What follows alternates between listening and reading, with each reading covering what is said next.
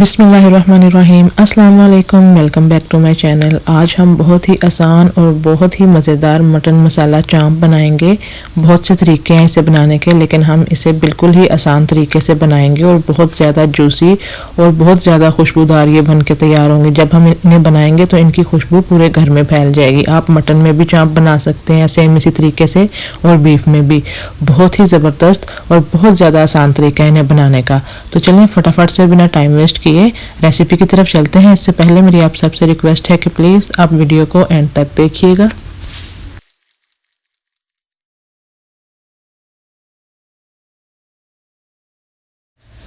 तो यहाँ पे मैंने मटन चांप ले लिए 1.5 kg। अच्छे तरीके से इन्हें धो के रख लिए और अब हम इसे मैरिनेट करेंगे। मैरिनेट करके हम इसे तकरीबन 1.5 से 2 घंटा रखेंगे, और अगर आपके पास टाइम कम है तो आप आधा घंटा भी रख सकते हैं।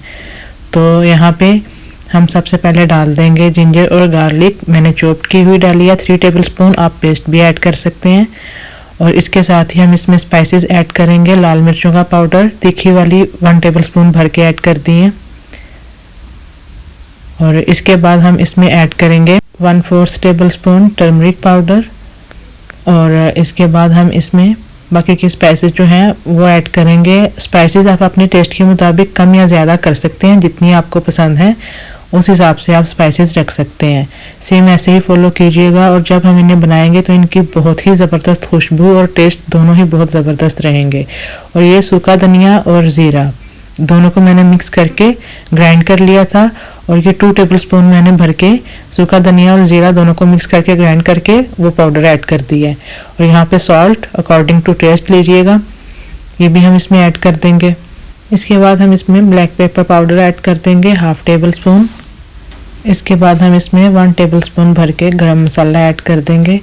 और इसके बाद कुछ खड़े मसाले हैं वो हम इसमें ऐड करेंगे, जिसमें जाएगा इसमें दालचीनी के 2 पीसेस हैं, और ये 3 बड़े वाली काली इलायची हैं, और 12 से 15 साबुत काली मिर्चें, लौंग हैं 5 से 7, और स्टार हैं इसमें तोड़ के मैंने वो ऐड किए हैं, और तेज़पत्ता 2 तेज़पत्ता तोड़ के ऐड कर देंगे।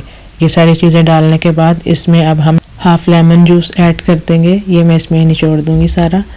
आप भी स्टेप बाय स्टेप रेसिपी को ऐसे ही फॉलो कीजिएगा, और मुझे कमेंट्स में ज़रूर बताइएगा आपको आज की ये रेसिपी कैसी लगी। तो ये सारा लेमन जूस इसमें हम ऐड कर देंगे।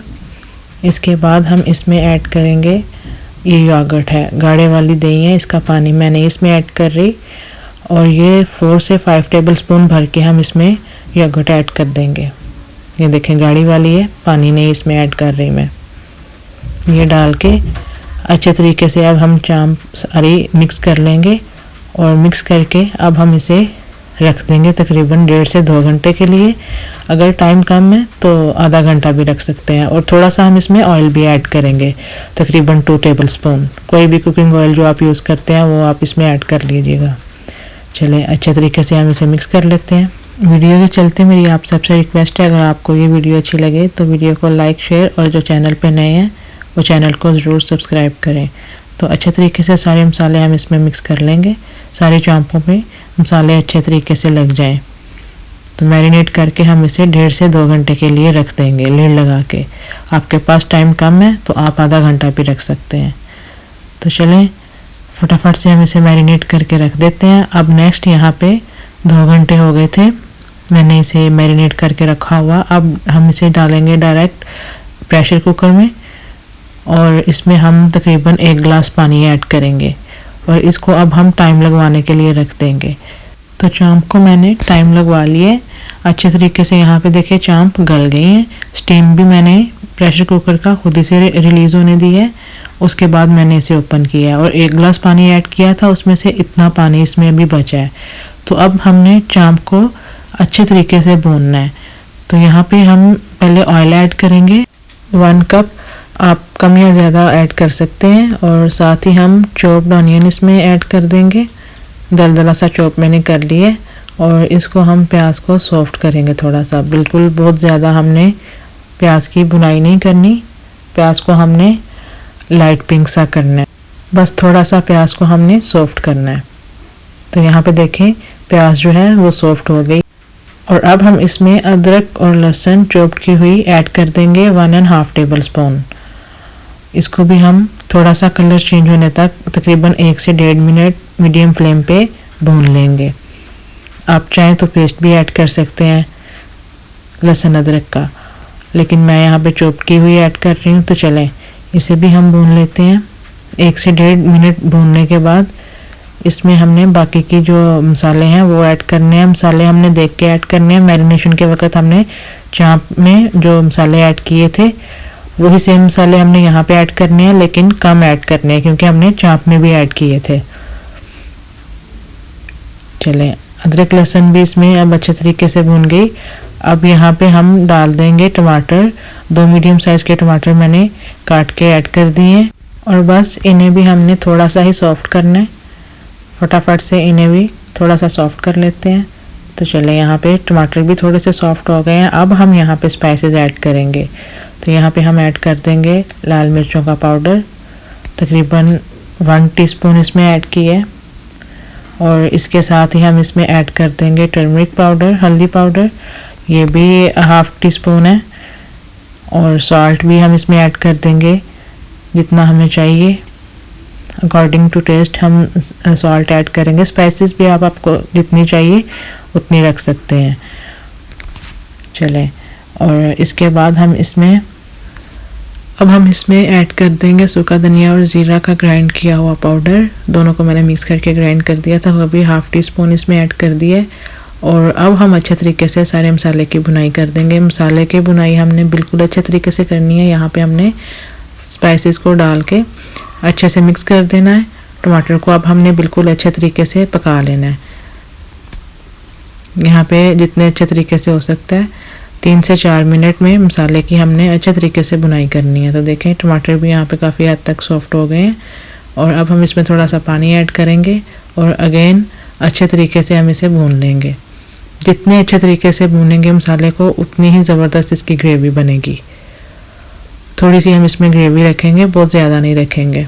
चलें अब इसको हम लिड लगा के रख देते हैं ताकि जो टमाटर बाकी के थोड़े रह गए हैं वो भी अच्छे तरीके से पक जाएं। तो यहाँ पे माशाल्लाह से बहुत अच्छे तरीके से मसाला भुन चुके हैं। ऑयल जो है सारा देखें साइडों पे आ गया है।